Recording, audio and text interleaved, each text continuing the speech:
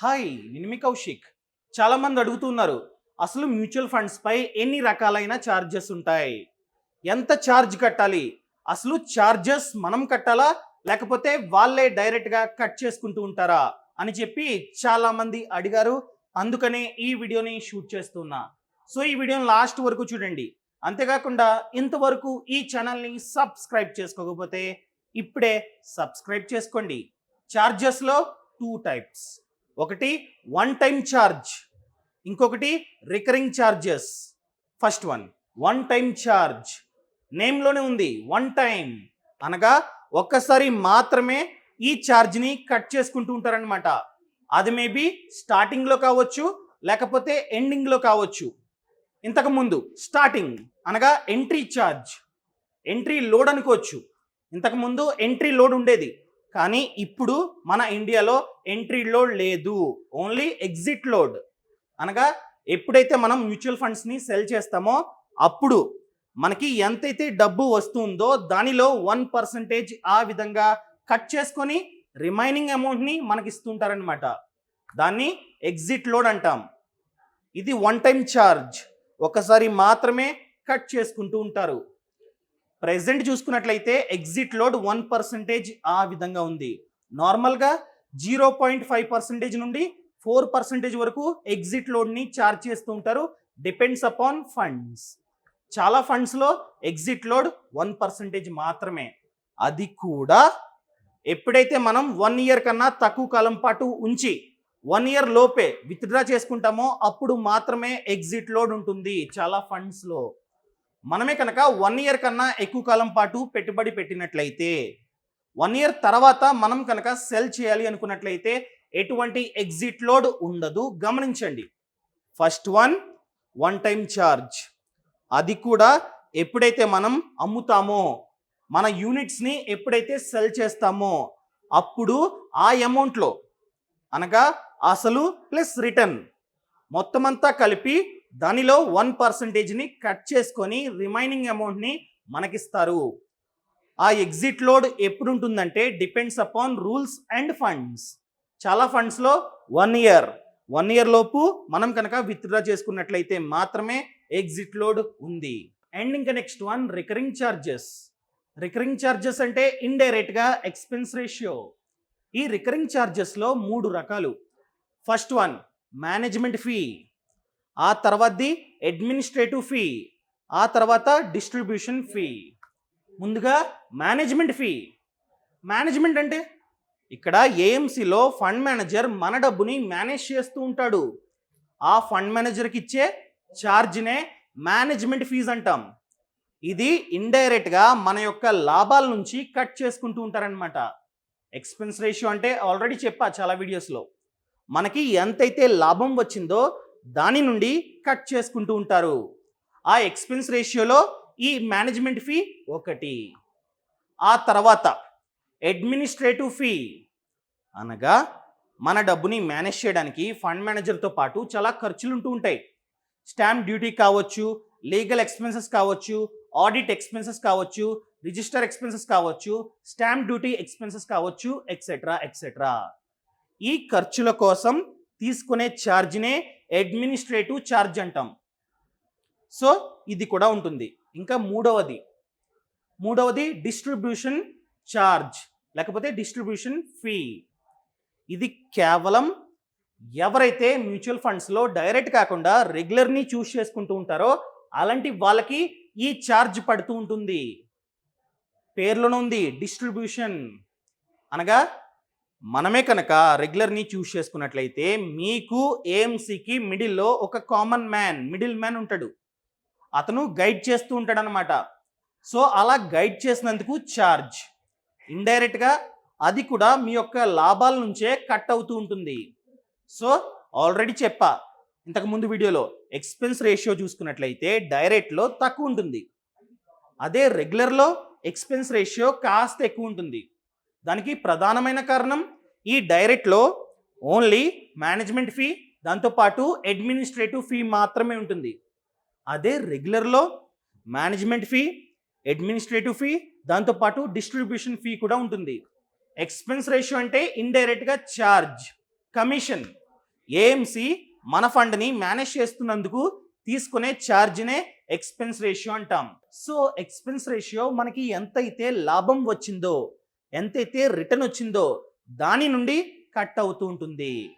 డైరెక్ట్లో expense ratio 0.5% ఈ విధంగా ఉంటే రెగ్యులర్లో మాత్రం 1.5%, 1.7% ఈ విధంగా ఉంటుంది. మొత్తం ఒకసారి ప్రాక్టికల్గా moneycontrol.com ఓపెన్ చేసి చూద్దాం. క్వాంట్ స్మాల్ క్యాప్ అని కొడుతున్నా ఫర్ ఎగ్జాంపుల్, చూద్దాం దీనిలో ఛార్జెస్ ఎలా ఉంటాయో. నేను కిందకు వచ్చి ఇక్కడ moneycontrol.com ఉంది కదా, క్లిక్ చేస్తూ ఉన్నా. చూడండి, ముందుగా ఎగ్జిట్ లోడ్ చూద్దాం. స్కీమ్ డీటెయిల్స్ క్లిక్ చేయండి. ఇక్కడ వస్తుందన్నమాట ఎగ్జిట్ లోడ్. కనిపించిందా? ఇక్కడ ఎగ్జిట్ లోడ్ అని చెప్పి ఉంది చూడండి. క్వాంట్ స్మాల్ క్యాప్ డైరెక్ట్ ప్లాన్లో ఎగ్జిట్ లోడ్ వచ్చేసి 1% of cell value if fund sold before 365 days, అనగా 1 year లోపే మీరు ఎంతైతే డబ్బుని పెట్టుబడి పెట్టారో దాన్ని కనుక సెల్ చేసినట్లయితే, మీరు ఎంతైతే అమ్ముతూ ఉన్నారో దానిలో అంటే అసలు ప్లస్ రిటర్న్లో మొత్తం 1% ఎగ్జిట్ లోడ్ అనమాట. ఫర్ ఎగ్జాంపుల్, ఈ ఫండ్ చూసుకున్నట్లయితే చాలా మంచిగా రిటర్న్స్ అయితే ఇస్తుంది. సో ఈ ఫండ్ ఆల్రెడీ లాస్ట్ 1 yearగా ఏకంగా 93% రిటర్న్ అయితే ఇచ్చింది. ఫర్ ఎగ్జాంపుల్, మీరు 2021 ఫెబ్ 2వ తారీఖుని కొన్నారు. మీరేం చేశారు? ఈ సంవత్సరం అనగా జనవరిలో అమ్మేస్తూ ఉన్నారు. ఒక సంవత్సరం కూడా కంప్లీట్ అవ్వకుండానే అమ్మేస్తూ ఉన్నారు. నేను మార్చిన చూడండి, బై డేట్, సెల్ డేట్ మార్చా, సబ్మిట్. సో సబ్మిట్ని క్లిక్ చేసా. ఇక్కడ మీకు వచ్చే ప్రాఫిట్ 8,635, 10,000కి గాను. అంటే ఒక సంవత్సరం క్రితం ఈ క్వాంట్ స్మాల్ క్యాప్ ఫండ్లో మీరు డబ్బుని పెట్టుబడి పెట్టినట్లయితే, అది కూడా 10,000 ఇన్వెస్ట్ చేసినట్లయితే మీకు వచ్చే లాభం 8,635. అసలు ప్లస్ లాభం మొత్తం ఎంత? 18,635. ఆ 18,635లో 1% అంటే 186.35 రూపీస్. ఇంత డబ్బు కట్ అయ్యి మీకు టోటల్గా మీ చేతికి వచ్చేది 18,448. సో ఈ విధంగా ఎగ్జిట్ లోడ్ అయితే ఉంటుంది. సో ఇదన్నమాట మ్యాటర్. 1% ఉంటుంది, అది కూడా 1 year లోపే సెల్ చేస్తున్నట్లయితే ఉంటుంది. ఇంకా డైరెక్ట్గా ఎక్స్పెన్స్ రేషియో గురించి మాట్లాడుకుందాం. ఫస్ట్ ఆఫ్ ఆల్ డైరెక్ట్, ఇక్కడ చూడండి, డైరెక్ట్లో ఎక్స్పెన్స్ రేషియో 0.5%. అంటే మనకి ఎంతైతే లాభం వస్తుందో దానిలో 0.5% కట్ చేసుకొని ఇస్తారు. అదే మనం కనుక రెగ్యులర్ని క్లిక్ చేసుకున్నట్లయితే చూడండి, రెగ్యులర్లో ఎక్స్పెన్స్ రేషియో 1.75% ఉంది. అక్కడ 0.5%, ఇక్కడ 1.75%.